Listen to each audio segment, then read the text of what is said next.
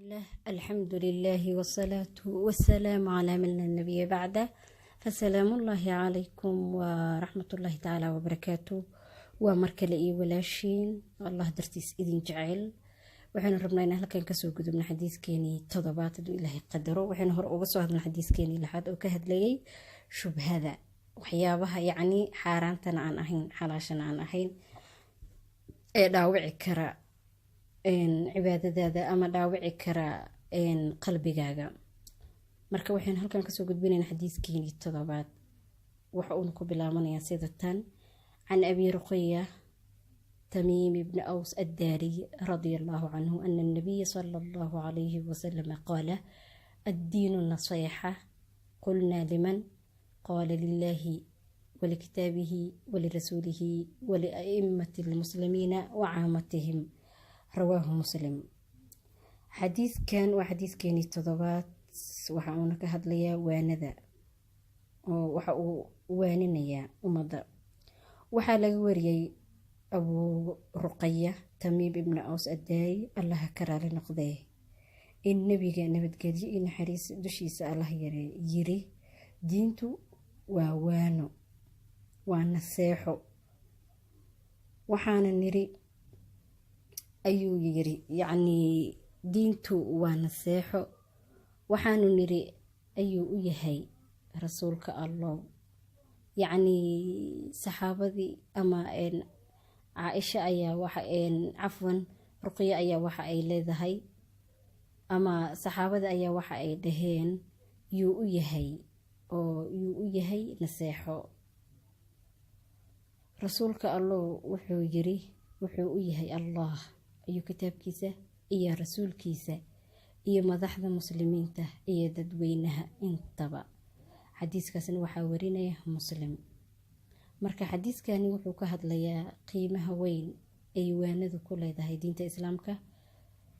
Diintu waxay waano u tahay Ilaahay, waxaa loola jeedaa in la aqbalo waanadiisa uu dadka ugu yeeray, in la rumeeyo keli ahaantiisa, in lagu sheego wuxuu isagu isku tilmaamay Allah subxaanahu wa ta'ala, lagana haro shirkiga ama wadaajinta cibaadada in lala wadaajiyo Allah cid kale, xaqa Ilaahayna aan cid kale la siinin oo Allah isagu uu mudnaa, nimcadu kuugu deeqay Allahna aan cid kale loo tiirin.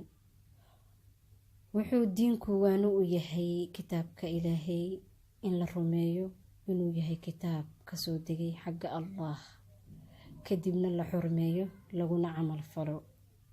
Wuxuuna diinku waanu ugu yahay nabiga nabadgelyo iyo naxariis dushiisa Allah yeere, in la rumeeyo inuu yahay rasuulkii Allah uu soo diray, dadka lana rumeeyo wuxuu sheego oo dhan, lana raaco awaamirtii uu faro, lagana dheeraado wuxuu reebo.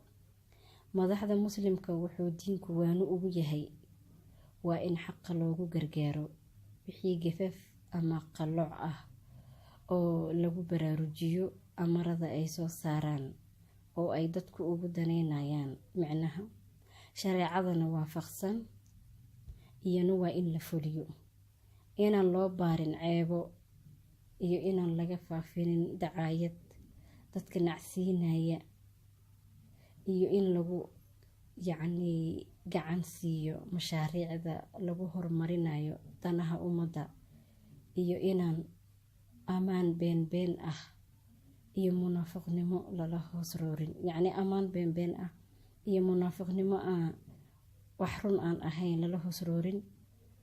Dadweynaha wuxuu waanu ugu yahay in lagu hanuuniyo xaqa, in wax la baro, kuwa qaloocanna in loogu digo iyaguna xumaanta, kuwa jaahilka ahna wax la baro iyo wixii la mid ah.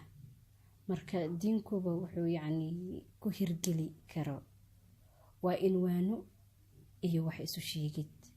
Marka faa'iidooyinka aan ka dhaxli karno xadiiskan ayaa waxaa ka mid ah, wuxuu ina tusinayaa in waanadu qiimo weyn ay ku leedahay diinta islaamka. wuxuu kaloo ina tusinayaa waanada Ilaahay waa in la aqbalo wuxuu ummadiisa uu ku waaniyo. wuxuu kaloo ina tusinayaa waanada rasuulka waa in la rumeeyo lana raaco jidka uu inuu jeediyey. nabigeena nabadgelyo naxariis dushiisa allah yeelay. waanada kitaabka waa in lagu camal falo, waanada madaxdana waa in lagu caawiyo fulinta xaqa, waanada dadweynahana waa in la hanuuniyaa. halkaas ayaanu kusoo koobaynaa xadiiskeenii 7 inta aynu ka gaarayno xadiiskeenii 6. wa ilaa liqaa'in aakhara. وشكر الله حسن استماعكم وسلام الله عليكم ورحمة الله تعالى وبركاته. بسم الله، الحمد لله والصلاة والسلام.